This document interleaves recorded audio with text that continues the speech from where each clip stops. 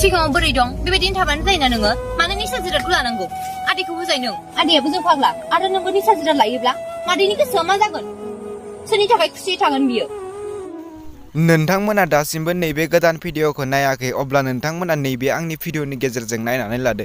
Hello लोगोफोर, आरोबाव आं दिनै नोंथांमोननि गेजेराव मोनसे गोदान भिडिअनि आपडेट लानानै फैलायबाय। नोंथांमोना नैबे गोदान भिडिअनि फुल आपडेटखौ मिथिनो थाखाय नैबे भिडिअखौ जोबजासिम नाय। लोगोफोर, नोंथांमोना नैबे आंनि चेनेलाव गोदानै फैदोंब्ला आंनि चेनेलखौ साबस्क्राइब खालामनानै गालां आरो भिडिअखौ मोजां मोनदोंब्ला भिडिअखौबो लाइक शेयार खालामनानै होदो। लोगोफोर, नोंथांमोना नैबे भिडिअखौ जोबजासिम नायलां।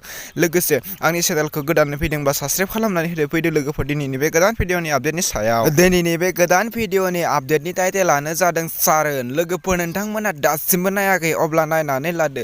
बिथांमोना नैबे सर्ट भिडिअखौ अलरेडि फुल आपल'ड खालामनानै होखाबाय, नोंथांमोना नायनो हागोन। लोगोफोर, बे भिडिअआ जोबोरैनो मोजां जादों। बे भिडिअनि आर्टिस्टफोरानो जादों मनीषा, बिरजय, जोंसार, माटिलाल, दिन्दां, लिलि, कमला आरो फेमस। लोगोफोर, नोंथांमोना नैबे भिडिअखौ दासिमबो नायाखै अब्ला बिथांमोननि इउटुब चेनेलाव नायनानै लानो हागोन। बे भिडिअनि स्ट'रि, स्क्रिप्ट एन्ड डिरेक्शनानो जादों जुलि। आं नोंनिफ्राय बेसे लाबावनो दद्रे? आं दाबो नोंनो जेबोखौनो हरफिननो हायाखै। थार मोजां मोनलायनायाव बेफोरबायदि मदद होलायनाया थाखायो जाम्बा। नों जेबो सानाङा बेफोरखौ। आंलाय माथो बुंदोंमोन दद्रे? नोंनि उनाव आंखौ थुलुंगा होबोगासिनो।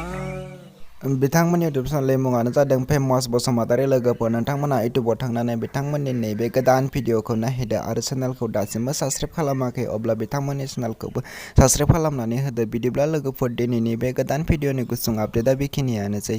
नोंथांमोना आंनि चेनेलखौ दासिमबो साबस्क्राइब खालामाखै अब्ला नोंथांमोना साबस्क्राइब खालामनानै होदो। बेफोरबायदि गोदान भिडिअनि आपडेट नोंथांमोननि गेजेराव आं लानानै फैबाय थागोन।